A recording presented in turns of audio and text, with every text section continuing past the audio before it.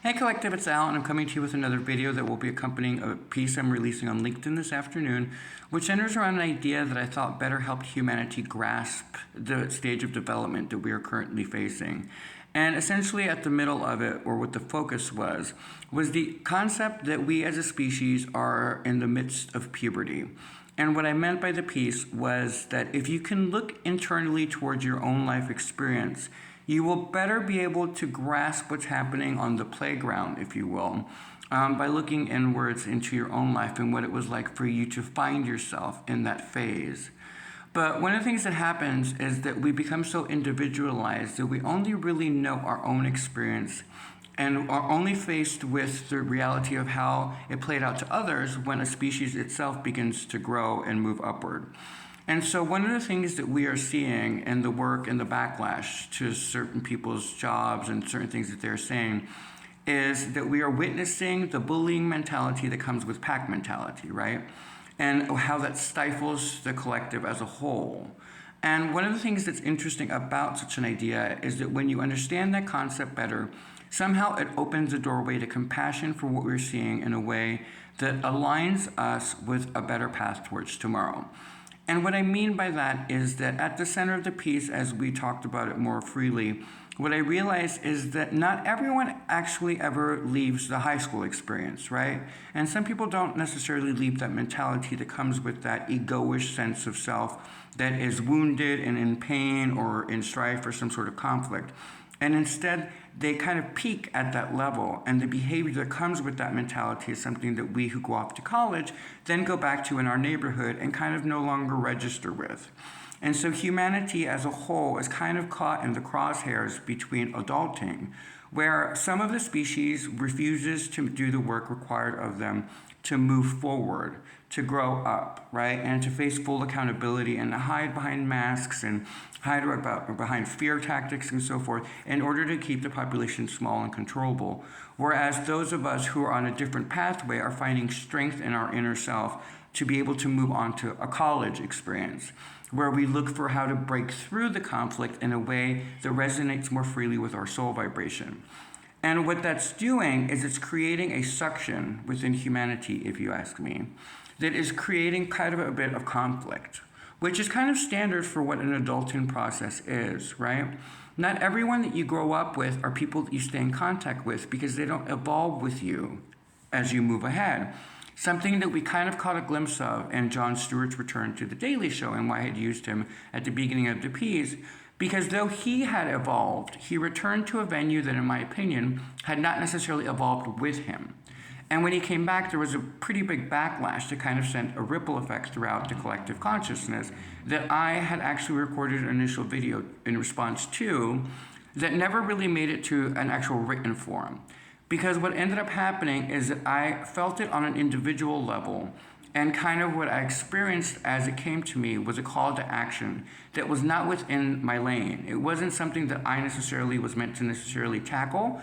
And so when I recorded it in how it played out to me and kind of the juxtaposition that it placed me. And that is a standalone piece that I left on LinkedIn.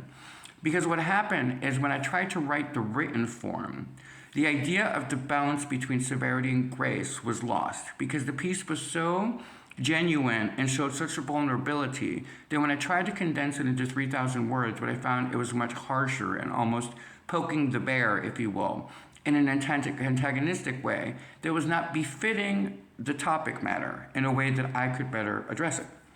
And so what I did is I did the video, I released it, I put it on YouTube. There's nothing special to it if you want to see what my process was and what I struggled with and the pain that it revealed to me and triggering me. You can go ahead and look at the video. It's the last video that is before this one. But what I learned in the moment is that a knee-jerk reaction is something that was not befitting a graceful person or a person that is on a path to healing, not just for themselves, but through their life story and through their attestation, can possibly heal other people and then being able to see themselves. So what it uncovered to me was the dichotomy that exists within the collegiate program versus kind of going home to your neighborhood people who maybe didn't go there. and how you return in a different way from a different lens, and you kind of speak differently, and sometimes people feel like you have errors or something about you that's changed. But in truth, all that's happened is that you've stepped out of a box that no longer held you, and in your process started to study other things that means a great deal to who you are. And as I looked at that, one of the breaths of life that came out of the conversation that I thought was really uplifting was that it helped me better understand the separation of different houses as they move into that after their adulting phase, or young adulthood, right? Where you start to actually consider joining fraternities, or your special interests then take you into a specific major in college. And so your soul starts to develop equally as we do as human beings. And for those of us who actually did go to college or a trade school or whatever is an extension of education learned, is that you suffer through the discrepancies between what you thought you knew as a young adolescent to what you're learning as an adult. And the tension that's built there changes who you are as part of your own evolution. But in terms of a species, what can happen is that it builds in turmoil to some degree, because it strains the relationships that once existed and the establishment of what you thought was true, and it branches you into a new ideal or a new set of circumstances that helps foster either unity or growth. And in that exploration, we find people start to identify themselves with their focal area, which means that as a species, many of us are now coming into our skill sets that may have been latent within us because we were so busy focusing on the material side of humanity that we neglected the spiritual growth that we needed to undertake. And so to help better explain the transition that we are facing, what I realized through this high school versus college metaphor was that there is a way for us to come to the table and better understand what it is that each of us is going through in a way that everyone has a seat at the table, and it's this. A person who is really, really religious follows the path of, let's say, Jesus or the Buddha, and they have mentors and guides in those individuals who have left their life work for you to follow. But then there are still others who are scientists who don't understand that rationale, but are fulfilled by looking at an onion, if you will, and pulling back each layer so as to fully understand what's at the root of that onion. And they find their purpose and their sense of self in that vocation. They find their sense of direction, that North Star, in that process. While still others of us have musical talents, and we follow musicians that stand out to us that we can follow into a new pathway. And we start to become what I call affiliated with our vocation or purpose in life. And one of the things that we find in a high school mentality is that that seems to be a place for other people to bully or to try to suppress our energy because they want to keep us boxed and controllable to an ideal that doesn't really work for those individuals anymore. But when the species starts to grow and find itself, it starts to identify interests that maybe are not the same as everyone else. And as they step into their power, things begin to get a little clammy and a little boxy. And as a society, we're starting to notice that by the severity of the temper tantrums that are going at people who may very well be the teachers of tomorrow.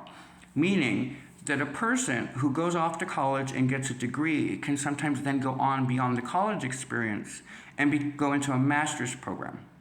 And when they go into a master's program, those individuals have a tendency to then become teachers and to then help the next class of students move into the phase.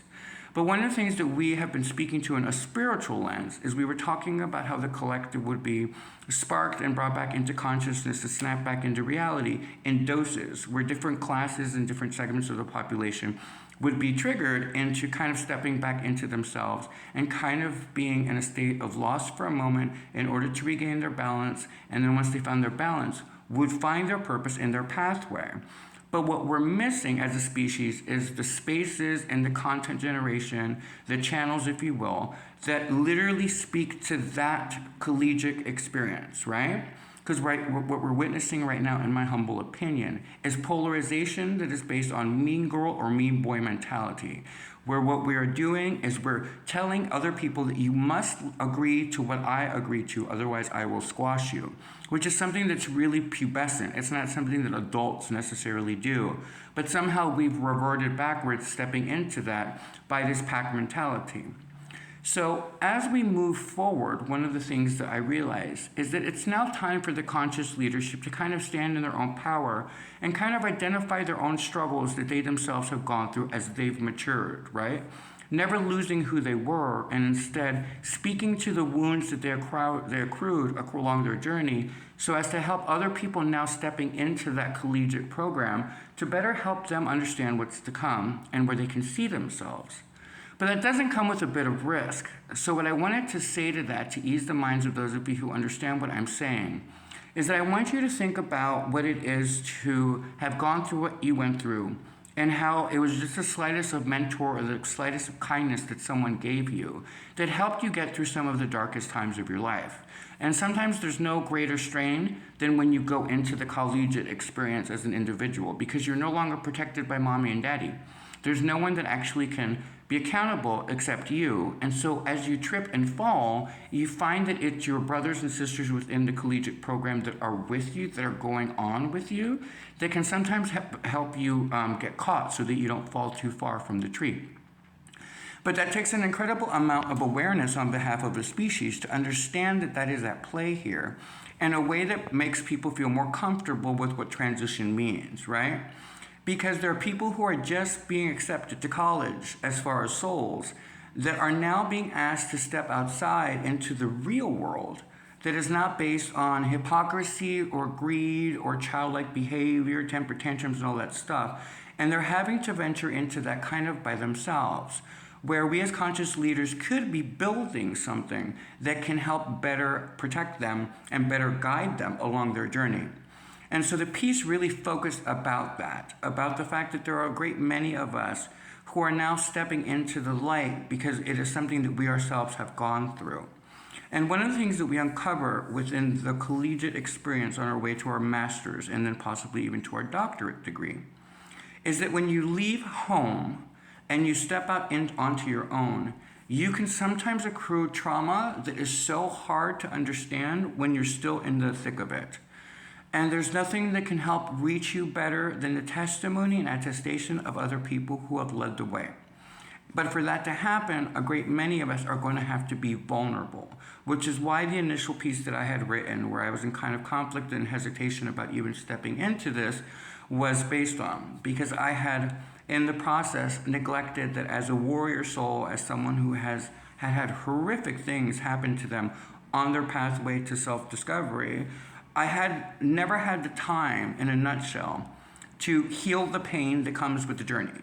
Instead, I have always felt a momentous push to just keep going.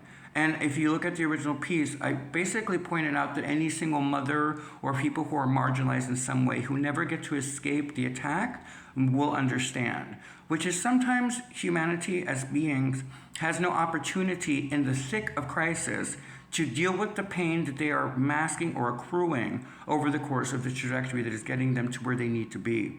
So, and get up, keep going. You got to keep going. You're a mother. You don't have the opportunity to cry about this. You got to go. Your kids are depending on you. That kind of pressure keeps building and building and building.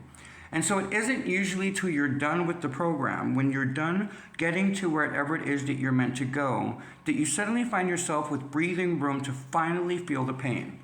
And it was something that kind of came crashing down into my life as a result of something as trivial as John Stewart speaking truth to power. Because the ripple effect that it sent throughout the energetic field was that people suddenly were snapped into reality and they didn't quite understand what to make of it. Because this is someone who had, by many means, helped build the stage that these other people were standing on. And because he actually made a comment, now he's the villain. And so people were jarred by that. But when you understand the college metaphor and the adulting process, you understand that he basically stood as his evolved self in a setting that may not have been befitting for who he is now. And there are a great many of us within the collective who are also facing that trial and error run, right? But one of the things that it shows us is that if you can speak to the pain that you have accrued and can be vulnerable enough to reach people, where they live, where they understand what you've gone through, then as comrades and as peers, you can help better strengthen them in a healthy way, as opposed to the pack mentality that only knows how to destroy other people and suppress them in order to get their way, right? That's a temper tantrum. That's bullying.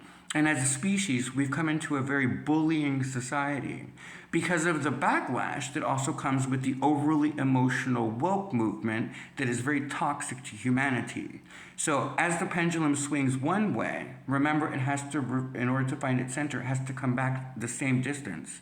And so as a species, we are kind of riding the wave of trying to find that center point. And so what the piece really wanted to focus on was to remind us as conscious leaders that though you may stand before the world and they may backlash at you to some degree, understand where it is that they're coming from and identify within yourself what you had to struggle with as you found yourself. And some of the things that you did that were questionable, that were aimed at your mom or dad because you didn't understand their rules, or on the flip end where your parents didn't give you the freedom to breathe and the tension that built. And you'll understand society on a much more intrinsic level, right? It's really hard to hide from truth when you see it. And the truth is that humanity is just, it's not in crisis per se, but it's in transition. It's being forced to grow up whether it wants to or not. Because the old way, that high school mentality, isn't sustainable long-term for the entirety of the planet, right? Because it's a me type of mentality. It's about my world is the only world that matters. And if you try to challenge it, then I will come after you. It's a childlike thing. And so we have to be better prepared as the leaders to absorb that without being a punching bag. And what it reminded me, and what I want to really focus is on this. Just because you are going into a professor role, let's say, or somehow a guide or a TA in the school, doesn't mean that you would allow people to attack you for no reason. And it requires a great deal of strength. But luckily for you, the people I'm speaking to, your life hasn't really afforded you the ability to have it too lax. So it's not like you're not prepared for it.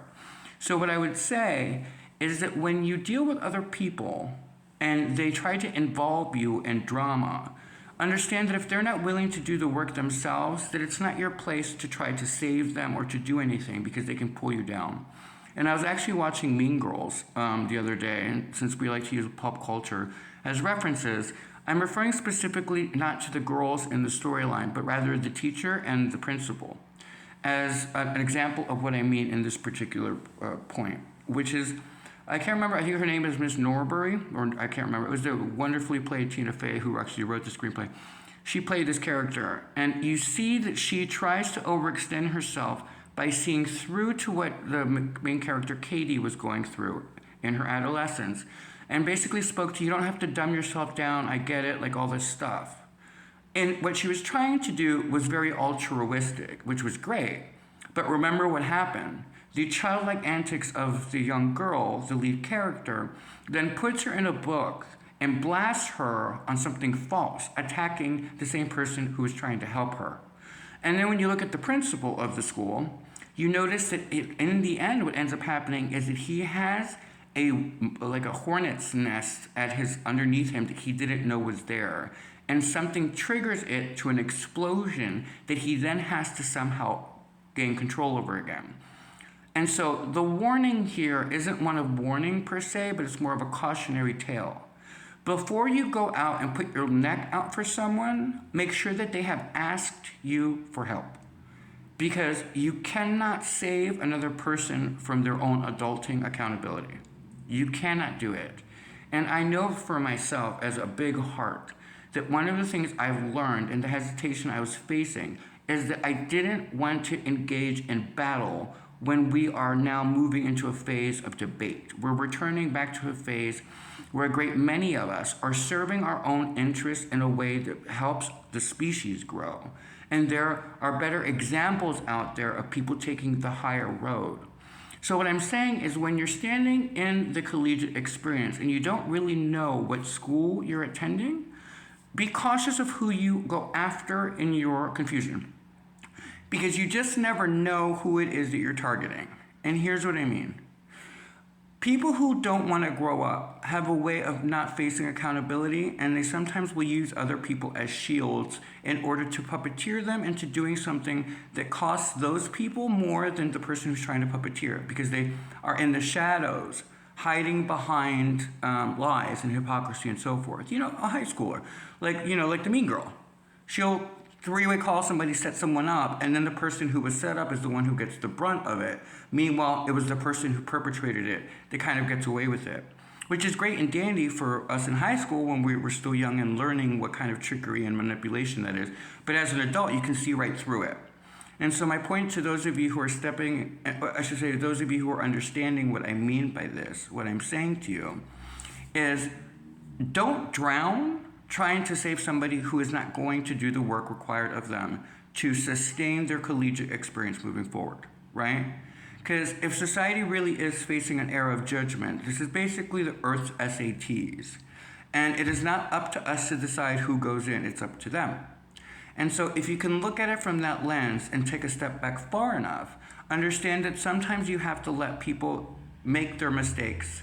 And you have to learn what it is to be someone who has gone through the process, who was as stubborn as all hell, to better have the understanding and compassion to the person without letting them step all over you, right? Some of us are mommy and daddy personality types, and we try to help other people. But what I'm saying to you is don't ever put yourself in the line of harm to try to help someone who isn't willing to grow up. You can't do that. And as someone who continuously made wrong choices for a very long time in my life, I can tell you that what happened to Miss Norbury and Mean Girls, and what happens to the principal and the other teachers who are victimized by their students, I can tell you that there is truth to what I'm telling you from a friend lane, as a cohort within the academy that we are yet to build, that we are still building, right? Because this is great spiritually, philosophically, theologically. All of this is very high concept stuff that makes sense when you're standing in that. But if you're still stuck in the high school experience where you haven't even done your SATs, then for you, this idea is very woo-woo, which if you see the other video, you're gonna laugh hysterically at why I find that funny, that people who don't believe in this type of stuff say woo-woo and why it's connected to the second heaven. But I'm leave it alone, see the other video because it just cracks me up. But the point is, sometimes you can't reach willful ignorance, right? If people want to stay in stagnation because it somehow benefits their ego, then there's nothing really for you to break through. And as conscious leaders, it's something that we need to have in our minds as we move forward, because we have our own lanes and we're discovering what that is. And what we're now facing is creating the spaces and the structures that allow for spiritual development for everyone within the species that honors their foundation. Meaning, you don't want to sit there and contradict somebody who follows Jesus because Jesus is the Savior. But instead understand that not everybody is in that house. Some people belong to the science house. And so you don't ever want to be disrespectful to each other, especially because you don't know who are the teachers of tomorrow that are now stepping into the light now. And what I mean by that is that the divine plan, whatever you believe that to be, or the simulation is run for a reason. And a lot of it has to do with the development as a species as a whole, right? It's a group exam. And one of the things that happens with group exams, that it's based on the fact that there are a lot of individuals who already have done the work, but have now turned to serve humanity and helping those seeking guidance find their way. But what's lacking is the structure and the content generation that allows us the neutrality required of the people who are going into the higher levels of college, right? Because one of the things you learn in college is you learn how to debate one another in a much more controlled and less emotional manner. You adult, you grow into an understanding that just because you disagree with someone doesn't mean that they're your enemy. And then you understand when to stand for something. These are all things that happen when you leave the high school mentality and step into your young adult phase. And humanity is doing that. And you see it with the immense amount of charities that have blossomed over the course of recent years, right? You notice it with people who are more aligned with Greenpeace, or people who are more aligned with spiritual studies, or people who are more aligned with music with purpose and lyricists. Like, listen to some of the music that we have on the air these days that stand in stark opposition to the me phase that used to exist. I mean, one of the lyrics that caught my ear just recently, which I hope Kelly Clarkson doesn't mind, is from one of her songs called I Dare You to Love. And it's, when they're too broken to know what they've put you through, do the only thing that you want done to you. I dare you to love. It's a sentiment that is very foreign to people who have never even experienced love, but have only experienced lust. But to who I'm speaking to makes absolute sense. You're going to have to take the higher road without being a punching bag. And you're going to have to understand that where we're going has no formalized, crystallized expression yet. And it is our responsibility together to build this. And that was the end of the piece.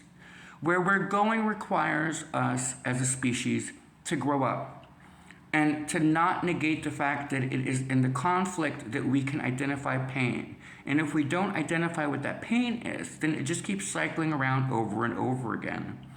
And with the high school setting metaphor, what I realize is that it's a great way for you to understand the dark players that are on the field and the pain that they are working from in their own adolescence and what they're acting out now as adults, right? If we understand the metaphor, do we understand that some people revert back to childlike antics because they reach a sense of power where either financially or whatever their dreams come true, and they then turn on society to make them pay for what they did to them as youths, kind of enacting a reverse psychology upon humanity. And when that happens, you see them step into what I call the boasting, egoish tyranny phase of development, where the popular kids within each school decides to act in different ways. Some are manipulative, some are just outright mean, some are bullies, some are hateful, they act in ways that reflect their soul's evolution. And where we're at as a species has no filter to what that is. And so we're learning to now identify what pain they're speaking from.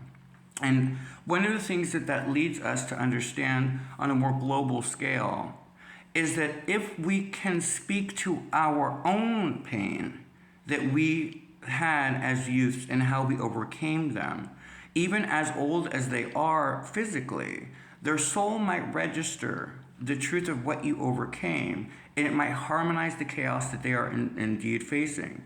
Now, that's not going to work for everyone, because there were people in school that were just hateful, horrible people, and to this day remain those identical, hateful, horrible people.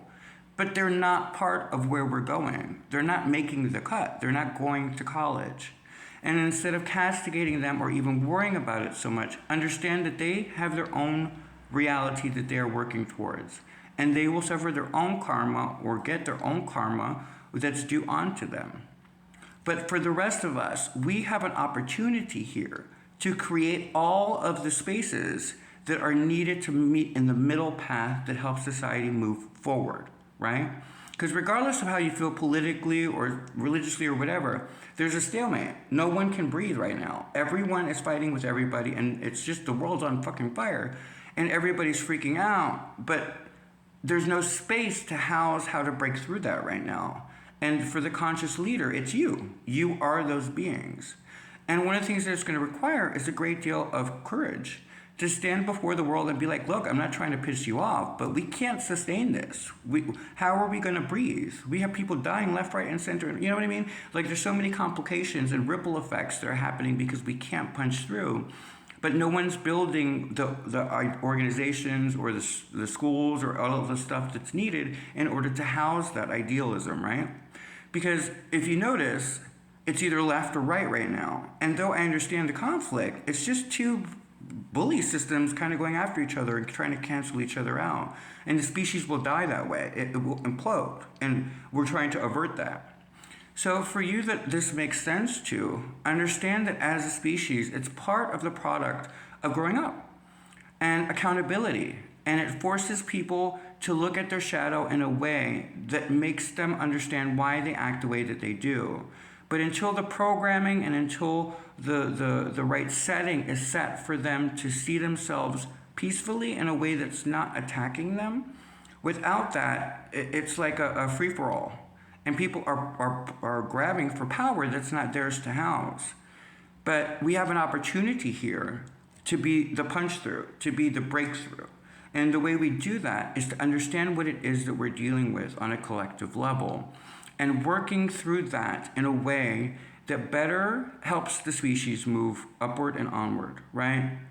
Because there are things that we still have to uncover, but it's heavily relying on the majority of the species at least going to college, meaning that they want to do some of the work required of their own shadow work and looking internally so as to help each other grow.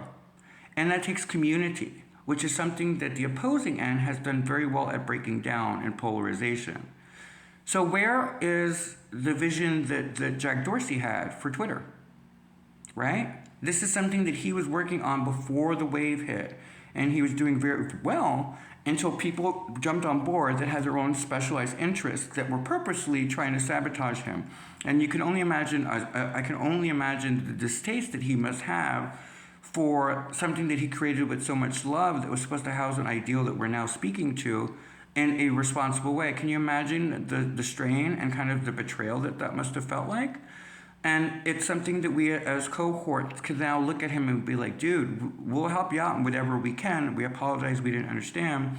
But now that we understand it in a way that affects everyone equally, we have an opportunity to pick up the pieces where he started and understand then what Elon is facing and what he's, when he took over, he basically inherited a mess. But the mess is reflective of the high school mentality. It's a free-for-all. I hate you. I'm going to bully you nonstop. I'm not going to let you think for yourself. It's that angst. It's that teenage angst boxed in a setting. And then people are looking at Musk and they're like, well, do something about it. And he's going, but if I remove freedom, then everyone loses. And then everybody's mad at Musk. And then you're looking at Dorsey, and Dorsey's like, this was not my vision. But the people that he hired or that were part of his team corrupted the vision. And so then you can't look at him and be like, well, get back in here because we weren't there for, you know what I mean? Like there are layers and layers upon this that are requiring us as a species to kind of work together. And I'm telling you the best way to do that is to understand the developmental stage that we are in. Evolution is asking humanity to grow up. And it requires us accountability for our parts in it. And though we thought that it was somehow like taking the blame for the entirety of the situation, what we're finding is that what it's asking of us is to be accountable within ourselves so as to then help other people find their accountability through our life testimony and through our experience in a way that brings love and light to chaos, right? It's not easy to go through puberty. It never has been. It includes sexual awakenings, it includes all sort of feelings and anxiety, and it's tumultuous at best. And even the most well-aligned people struggle through it. And then you're afraid of other people's opinions of you, and then you're trying to fit into the mold, and then you realize the more you try to do that, the more people attack you, and suddenly you're in this huge chaotic situation that explains the state of the world. And it explains it in a way that everyone can come to the table and be like, oh, I get it now. Okay, I see what's happening. So how do teachers and professors, let me say that, how do professors guide students, pupils, that have made the cut and gotten into college? And a lot of it has to do with they let them grow. And they try to take their gloves off of them and tell them accountability and let them make mistakes. And as they make those mistakes, the pupil learns and then adjusts and grows. And so understand the dichotomy and the separation between the two realms, which is, yes, Earth was in a nursery, essentially. It was still a baby. And we know it was a baby because of the 80s and 90s. I mean, look at the fantastical nature of even the music. It was great. But then the 90s ushered in something interesting, which was the shadow aspect of humanity in order to balance the energies out, right?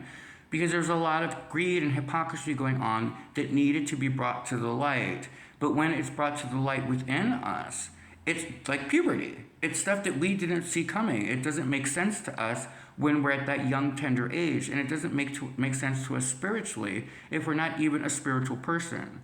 But when you align yourself as a conscious leader, you don't even have to be spiritual. You just have to have accountability and self-awareness to identify what you're seeing play out and how you acted when you were there as a teen. And you will immediately understand a better approach from which to speak from that won't piss off the hive, but instead will reach them in a way that goes, oh, I never thought about it that way. Okay. Because there are people that I'm speaking to that have a life mission that somehow helps the species grow. And some of you have brains in the way that you think that honestly will solve the Fermi paradox, or that will help humanity finally deal with humanitarian causes in a way that everyone will agree to it. It's housed within how you think and who you are. But it takes you studying your field of focus and being dedicated to doing the work required of that extra course load from your day-to-day life. Because I'm telling you right now, there are phases of evolution that are coming at us that if you are not in this particular class of students moving onward, you're going to struggle through really harshly. Because a lot of people who are only in the high school mentality are not prepared for AI. They're not prepared for it and won't know what to do with themselves in that world, right? Because a lot of the jobs that we have, for those of us who never finished high school, or that did just finish with GED, some of the jobs we have will be automated in the near future. And I want everybody to just sit in a moment of that and understand what that means as far as a spiritual person, as a soul, and then as a being. How do you then deal with the world where you feel like you can't fulfill what your job function was before? And what kind of midlife crisis that can bring on? Because that is on the back end of where we're heading from the people who are gung-ho and now trying to prove to the world that they weren't nerds or whatever the horrible things were that they were labeled as kids.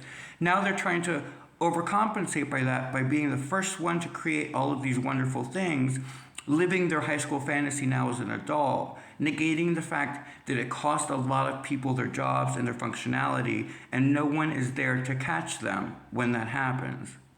And so you see the dynamic that is at play within society and why it's stretching sideways like this. It's not just polarity for the sense of polarity, but it's the hypocrisy behind it that has us at a stalemate. And then there are people who are literally punching through it that are now sometimes being attacked for standing firmly in the freedom to grow up. And that creates a very dangerous situation because you don't want to go after the wrong person right now. This is a heavily observed transition.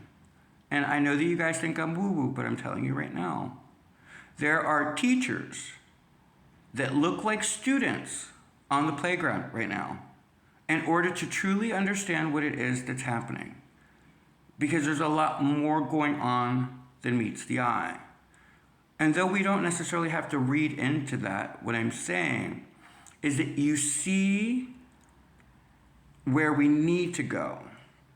And you understand the dynamic and the pressure that society is under to make this transition. And you have to understand that even if you don't believe in anything, that there does seem to be an evolutionary purpose at this particular time that is trying to manifest. And are you going to be part of the solution or are you part of the problem? And that is something only we as individuals can decide. But understand that there's a great deal of pain underneath all of this because there are things that are happening that are out of people's control that will trigger a fear response in them that we are not addressing because we're too busy infighting with each other because of the stage antics of bullies on the playground, when it won't matter that they are bullies in the context of what's to come, right? How do you teach a 40-year-old that has been an engineer, let's say, his entire life, to suddenly, with the advent of AI that comes in and maybe takes his job? I'm not doing fear tactics, but I'm just saying a hypothetical. How do you then be there for that person when suddenly that job is taken away by automation? I mean, it's a poor example, but you get my point. And we're not talking about that. We're so busy being distracted with the infighting and the prepubescent attitudes of people that we're not looking to the greater purpose of life and we're not growing into the direction we need to grow. We're stifled and we're now taking away people's freedoms and it's kind of becoming a box that no one can breathe through. And if we can't punch through this, then the species just fails the test, and that's what judgment is.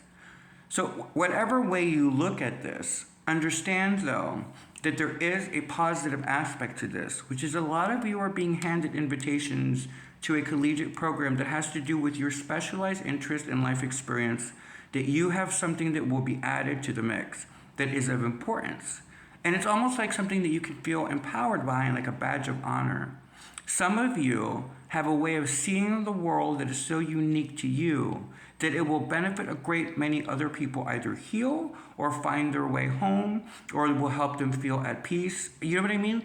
Like there are layers and layers to the ripple effect to what's happening, but there's no space yet that is housed for it. And so as I close, this is the opportunity I present to you. If you understand what I'm saying, some of you in entertainment are now looking at the death of an old way of being, right? Where people are no longer interested in just people who are famous for no reason, but they're looking for people who are famous for a reason. That they are infamous or famous because of the good work that they're doing, or because of the way that they create, or how they uplift humanity. And you see the species moving towards that direction. And the fatigue that they have with the egoish celebrity and all those people who are just in it for themselves, and how we're now noticing that that's just toxic to us as a race. So you have an opportunity, producers and directors and all of the people in Hollywood that are getting it, that the light bulb is going on, to now pick and choose the artists that are part of this new cycle, that are part of this transition, and bringing content to the world that stands in neutrality. Because without the neutrality, it doesn't go anywhere, right? But you have an incredible opportunity to invest in that energy because you know it's unstoppable. You can't stop evolution. It will find a way. So for those of you who are then also in business, understand that there's a lot of venture capital here under this movement that is awaiting you if you stop being distracted by the infighting of the children who don't want to grow up. And then for those of you who are in political affiliations, I understand that you're part of a party. But if it's destroying society and the democracy that you are representing, then it's time to change direction. And that's something only you can do. But in the collegiate experience that we're discussing, it makes sense. And then you have to look for the teachers and guides, TAs, that are working on their own coursework outwardly, so as to see the authenticity of how they overcame struggles. If you guys would have told me when I was 7 and being raped by a guy who emulated a picture of Jesus Christ that I would one day be a spiritualist who has his own content and channel, even if it's not the most successful one, if you would have told me that that kid would find their way to this, I would have told you were out of your fucking mind. But somehow it happened. And there are a great many of you in society who have gone through stuff that other people could not survive.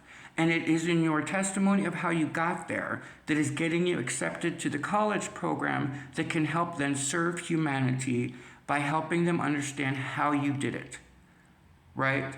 That is the goal here, is to help each other. It's what all of the religious leaders talk about. It's unity through compassion and empathy. It's sharing your struggle in order to help humanity face their own pain.